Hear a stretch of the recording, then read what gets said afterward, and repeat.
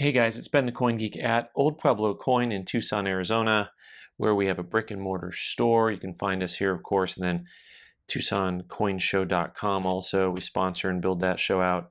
And one more PSA before we get to this video. If this is like your 13th video in a row you've been binging, go to bed, pick it up later. All right, now on to a CAC stickering unboxing video. We're going to talk a little bit about the coins that came back and whether or not you'd sticker them. I'm going to tell you the grade of the coin, and you're going to tell me whether or not you would have stickered it and what you like, don't like. It's all good. It's all fun and games. Remember, there's no money here to be lost by you.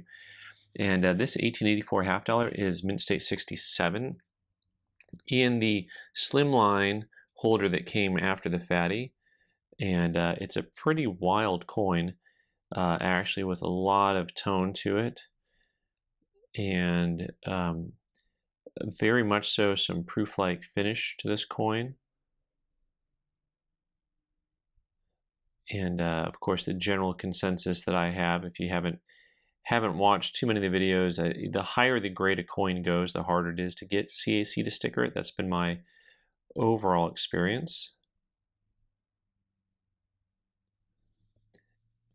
And like most coins, I feel like the reverse of this coin is stunning, and the obverse is very nice, but maybe not as stunning.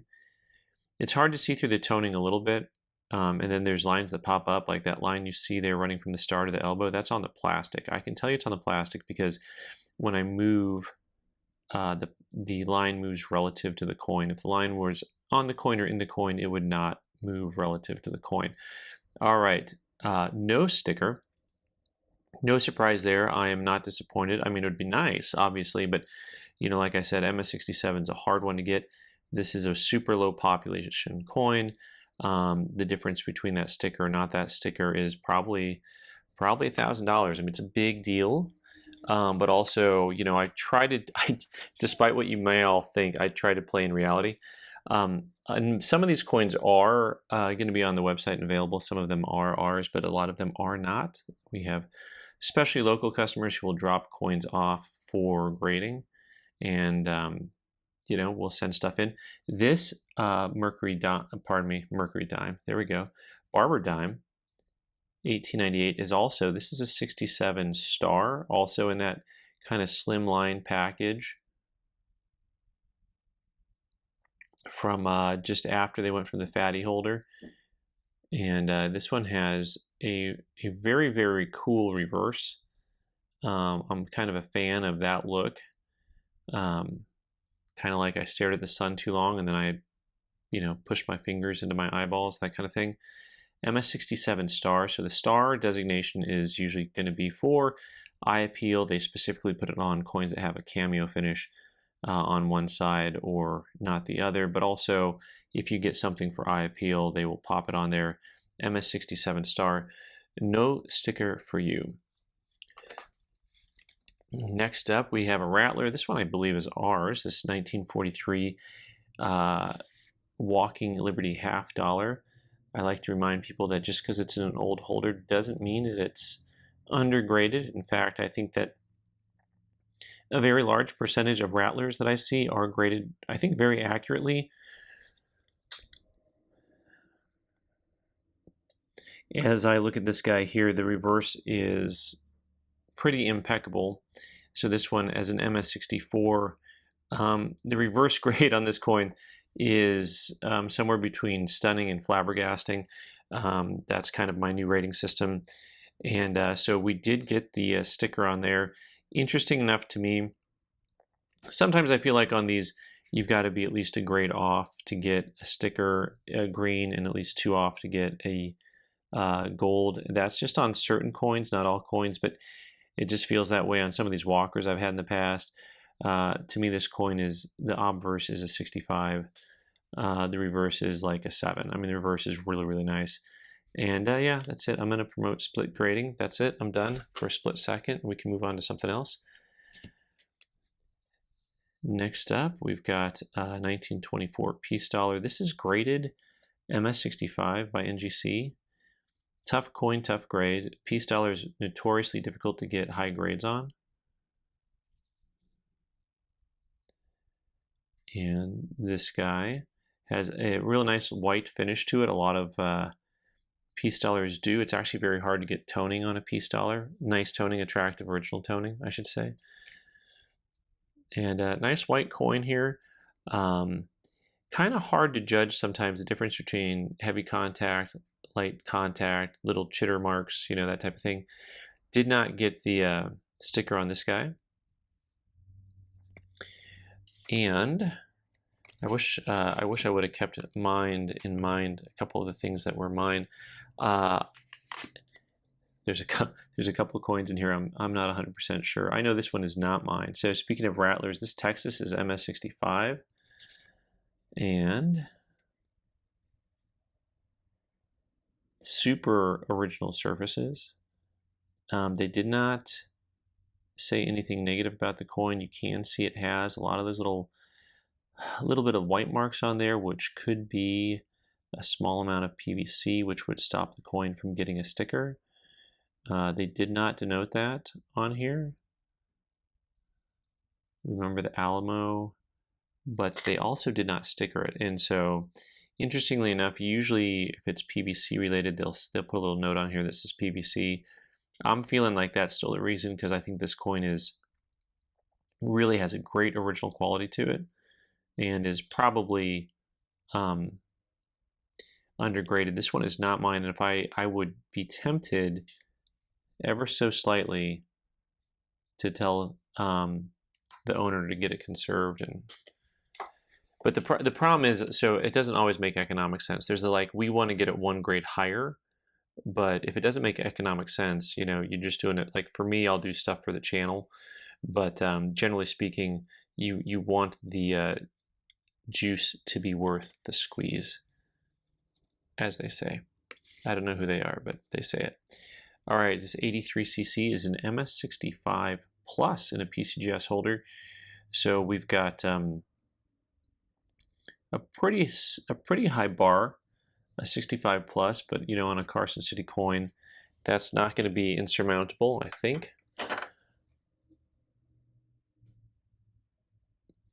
Really lovely original surfaces. Most Carson City coins that you see that are going to be coins that were possibly from the Horde are going to have really nice original surface quality to them, because there's so many of them that didn't really circulate. I'm really intrigued how in 1883 and 4 especially, you know, there's just a huge amount of these coins that remained in vaults for years and years and didn't get used or needed. This one got the sticker. I won't say that I'm surprised. I'm really happy about it. It's a nice coin. You know, I can't say that it's not a nice coin. I will say that, you know, compared to that Texas, minus the possible PVC, of course, that white when you turn it in the light, you know, this coin's surface is like stunning in the 65. So, you know, I'm just playing the comparison game, which is a terrible thing to do in life. Don't ever do that. Next up, this is a fun coin. All right, so if you like Pieace dollars, I mean, if you really like Pieace dollars, come to Gordo's. All right, so this coin here, 26S, that's actually a really super frosty original reverse on this. That's really the kind of surface quality you want for originality on a coin, on a Pieace dollar. They don't all come with the same surface quality, not only because of time out and wear and where they've been, but also they have different surface qualities because the different mints at different times struck the coins on different planchets with different pressure. There's a whole lot of variables that go into it, right? So, you know, there's not 100% consistency with planchet quality or the mints pressure used on machines. Hello, look at that. Isn't that fun? This is the color. I was telling you earlier on that coin, on the 1924 and MS65, how hard it is to get color on a Pieace dollar. This is cool. This is a lot like the color that you'll see on some Kamems and early half dollars from the 20s, but rarely would you ever see it on a Pieace dollar. So this 1926S Pieace dollar is graded MS64, and lovely coin.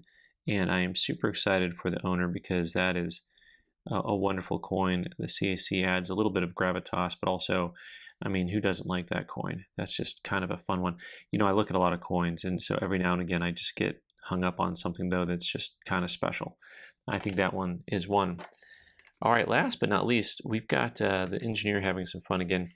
And what can I say other than I like Ike? So there's actually a pretty limited market, of course, for Ike collectors, but there's also a very limited quantity of high-grade Eisenhower dollars that are CAC approved. Now, part of that's probably because not a lot of people are sending them in to start with, but also, you know, they're tough on the modern stuff. So this coin is graded MS68. This is the silver one. Fun fact that the circulating coins, this one, the silver one, was non-circulating. But for circulating coins, I think there's only one coin graded 68 in any date mint mark combination that was actually for circulation. Wild and crazy stuff, considering I've owned several Morgan dollars graded MS68. And this guy did not sticker. Also, fun fact, the Eisenhower dollars, apparently some of them with stickers can increase in value quite a bit. This 1974 Philadelphia mint coin is graded MS65. One of the reasons it's hard to get a high grade on these guys, I think, is generally because they're not super attractive, and I'm not talking about Ike's, you know, visage here. I'm talking about the fact that the way that they were created, they had such a lot of ugly bumps that I think were already in the planchets when the planchets got struck, and I think that's what you see when you see a lot of that. A lot of those lines that you're seeing kind of across the face and stuff. Some of them, if they're dug in, are contact, but a lot of them, if they're kind of like domed out looking, I think it's just because the planchet wasn't pretty to start with. Now, mind you, of course, this does not have any really big contact marks on it at all, but it's also generally hard to find an attractive Ike. But this did get a CAC sticker, and I think these CAC stickered Ikes, I think we're actually going to end up auctioning them. I think that was the engineer's choice here. Here we go with another MS68 silver. This one on the 74S. And you can already tell, I can already tell the difference in coin quality between the two of them.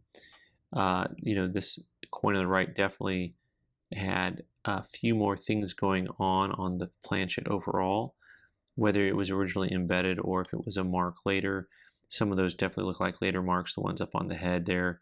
Kind of fun stuff just to compare. It's an area that a lot of us don't collect, but it's just good to kind of look and compare and understand what you're looking at.